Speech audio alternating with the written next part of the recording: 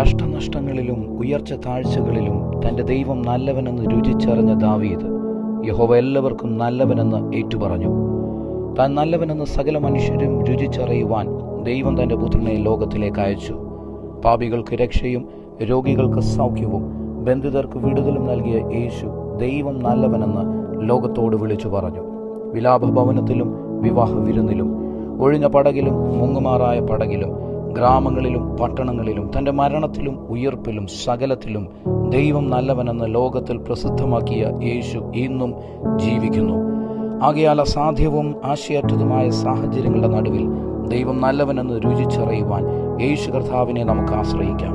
കൈപ്പേറിയ ജീവിതാനുഭവങ്ങളിൽ മാധുര്യവും പരാജയങ്ങളിൽ ജയഘോഷവും താഴ്ചകളിൽ ഉയർച്ചയും നിന്ദകളിൽ മാന്യതയും നൽകി നമ്മുടെ ദൈവം എത്ര നല്ലവനെന്ന് നമ്മെ ഉറ്റുനോക്കുന്നവരുടെ മുൻപിൽ അത്യുന്നതനായ ദൈവം വെളിപ്പെടുത്തുമാറാകട്ടെ.